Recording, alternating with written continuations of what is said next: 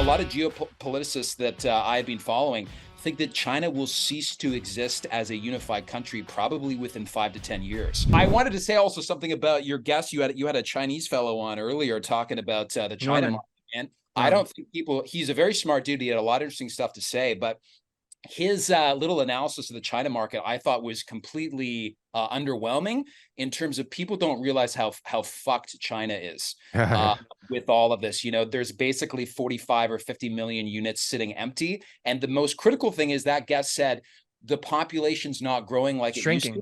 The population's fucking shrinking like a stone. It's like, going off the cliff, man. Like off a cliff. Yeah. And you could wax poetic about all the down, trickle down things, what that means when your population is shrinking in a free market capitalist system. But if aggregate demand is shrinking month over month over month, everything goes down. There was actually deflation last month in China for the first time since I think like the 1980s. China is so fucked. The property market is so fucked. You guys have been covering this, right, about all the developers over there that are defaulting. But China, a lot of geopoliticists that I've been following think that China will cease to exist as a unified country probably within 5 to 10 years. Yeah, like that's how bad it is. Yeah, but it's so funny because there's the inverse. You've got all these people saying like they're the next superpower and they're taking over, and they're like, if you follow the right people, it's like they're imploding.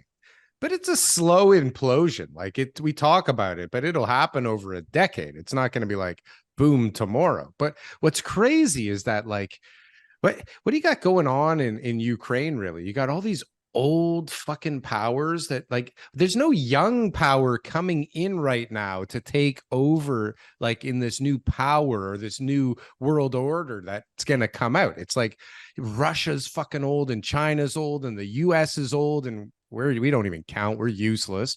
Like India is the up and comer right now, and nobody's even talking about India really in the light where they could take over as the dominant force on the planet. But like if China's really going down the way that we hear, I mean, you live there, maybe you saw it, but like this is like even if they win in Ukraine, like then what? They're dying.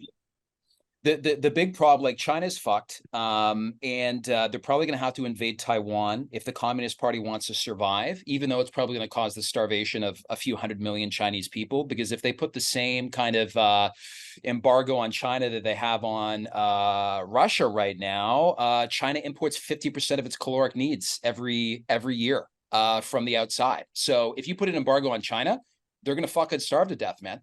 But the problem with India and Africa and South America, they will never industrialize like China did. You know how it was like started off in England and then the industrialization happened in America because their, unit labor costs were lower. So then all the factories moved to America and then all the factories moved from America to China. That's never going to happen with India and Africa because of robotics and automation, right? That's never going to happen.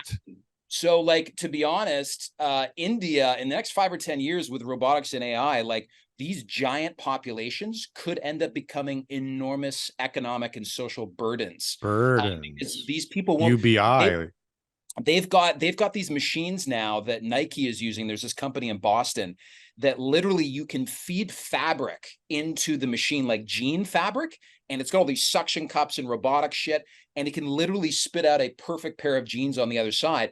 This was the bread and butter shit that like, Southeast Asia and India and China earlier on, they would start with those simple industries to build themselves up.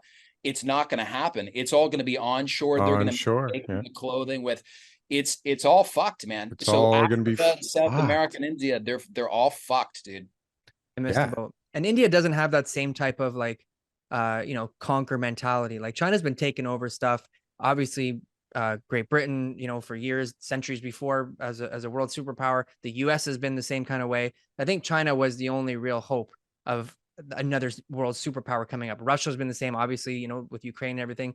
But like, name one place where like was conquered by India.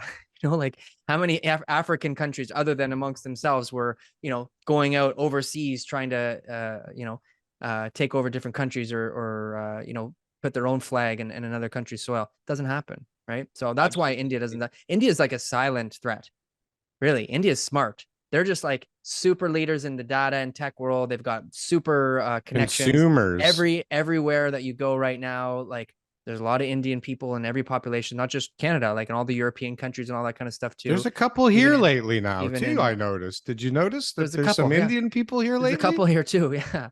Right. But that like this is what it is. It's they don't need to use brute force, right? They use cognitive abilities to be able to get through.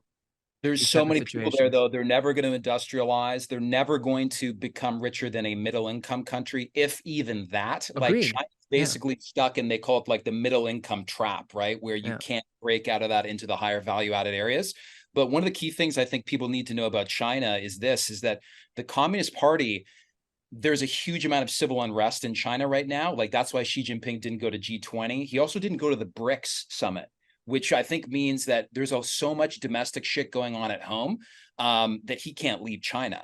And if the economy is shrinking, literally the only basically support the Communist Party had in China for their autocratic, tyrannical rule was the fact that the middle class was getting richer and richer, and then the poorest farmers were, moving up the totem pole as well.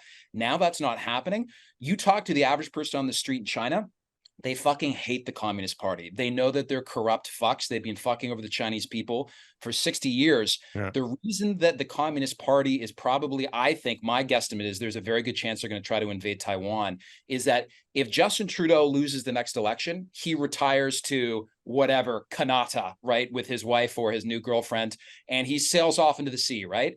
If Xi Jinping and the Communist Party lose power, they will literally be beheaded. Yeah. The whole family, everybody in the senior Communist Party leadership will be murdered. Their entire lineage will be wiped off the earth. So if they think, right, if they invade Taiwan, it's Wag's dog.